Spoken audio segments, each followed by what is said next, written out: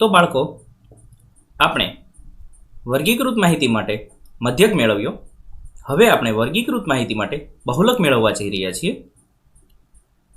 તો બહુલક મેળવતી પહેલા આપણે બહુલક વર્ગની માહિતી મેળવવી જરૂરી છે. તો બહુલક વર્ગ કોને કહી શકાય? બહુલક વર્ગ તો આપેલ આવૃત્તિ વિતરણમાં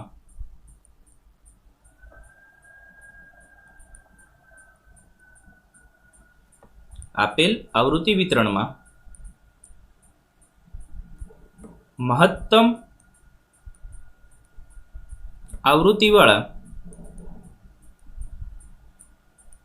વર્ગને બહુલક વર્ગ કહે છે.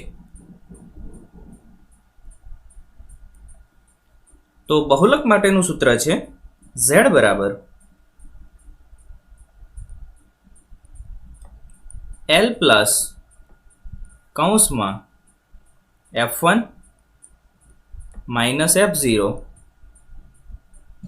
છેદમાં 2f1 minus f0 minus f2 ગુણ્યા h, જ્યાં l બરાબર બહુલક વર્ગની અધઃસીમા,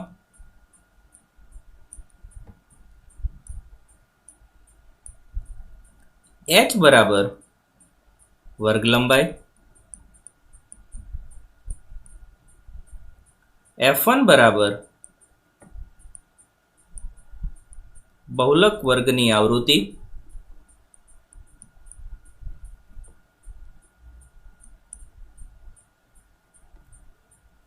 f0 બરાબર બહુલક વર્ગના પાછળના વર્ગની આવૃત્તિ,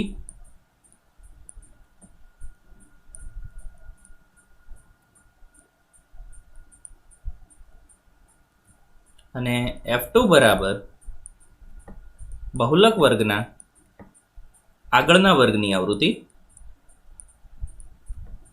આમ સૌ પ્રથમ આપણે બહુલક મેળવતી વખતે બહુલક વર્ગ મેળવવો પડે છે. બહુલક વર્ગ મળી ગયા પછી આપેલી બધી જ કિંમતો આપણે મેળવી શકીએ છીએ, અને એ બધી જ કિંમતોને સમીકરણમાં મૂકી દઈએ તો આપણને બહુલક મળી જાય છે. નીચેનું કોષ્ટક એક વર્ષ દરમિયાન એક દવાખાનામાં દાખલ થયેલ દર્દીઓની ઉંમર દર્શાવે છે. તો ઉંમર વર્ગમાં આપેલી છે અને દર્દીઓની સંખ્યા એટલે કે આવૃત્તિ આપેલી છે. તો માહિતીનો બહુલક શોધો. આપણે જે પ્રમાણે જોયું એ પ્રમાણે બહુલક મેળવતી વખતે સૌથી પહેલાં આપણી પાસે બહુલક વર્ગ હોવો જોઈએ. તો આપ જોઈ શકો છો કે અહીં મહત્તમ આવૃત્તિ 23 છે. તો મહત્તમ આવૃત્તિનો જે વર્ગ હશે તે આપણું બહુલક વર્ગ હશે. તો સૌથી પહેલાં આપણે લખીએ આપેલ માહિતીનો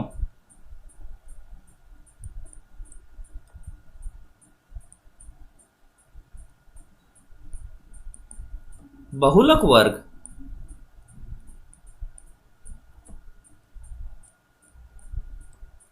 પાંત્રીસ થી 45 છે.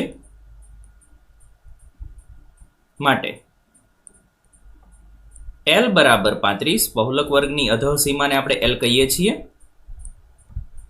h બરાબર વર્ગ લંબાઈ, આપ જોઈ શકો છો અહીં વર્ગ લંબાઈ છે 10. ત્યારબાદ f0, f1 અને f2. તો આપણે બહુલક વર્ગની જે આવૃત્તિ છે એ તેને f1 કહીએ છીએ, તેની આગળના વર્ગની આવૃત્તિને f0 કહીએ છીએ, અને તેની પાછળના વર્ગની આવૃત્તિને f2 કહીએ છીએ. તો અહીં ત્રણે કિંમત આપણને મળે છે. f0 બરાબર 21, f1 બરાબર 23 અને f2 બરાબર 14. તો માટે બહુલક z બરાબર l plus f1 minus f0 છેદમાં 2f1 minus f0 minus f2 ગુણ્યા h. તો બરાબર, એલ એટલે 35,